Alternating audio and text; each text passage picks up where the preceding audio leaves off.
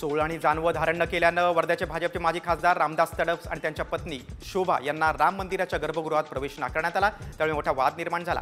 वर्ध्यातल्या देवळी इथल्या राम मंदिरातल्या पुजाऱ्यानं तडस दाम्पत्याला सोळ न नेसल्यानं गर्भगृहातल्या दर्शनापासून रोखलं होतं। त्यामुळे तडस यांच्यावर बाहेरूनच पूजा करण्याची वेळ आली। आता या मंदिराच्या ट्रस्टींची आणि सर्व व्यवहारांच्या चौकशीची मागणी तडस यांनी केली। या प्रकरणानंतर राम मंदिरा दर्शनासाठी गर्भगृहात प्रवेश नाकारणाऱ्या ट्रस्टीनं माफी मागितली। जानवं सोळू नये म्हणून भाजपचे माजी खासदार रामदास तडस यांना गर्भगृहात प्रवेश नाकारला होता। त्यानंतर आता या संपूर्ण संस्थांचे अध्यक्ष यांनी माफीनामा सादर केलेला आहे। याचा पाठपुरावा आम्ही असाच राहील की आम्हा याची फेर चौकशी करावी, या ट्रस्टीची चौकशी करावी।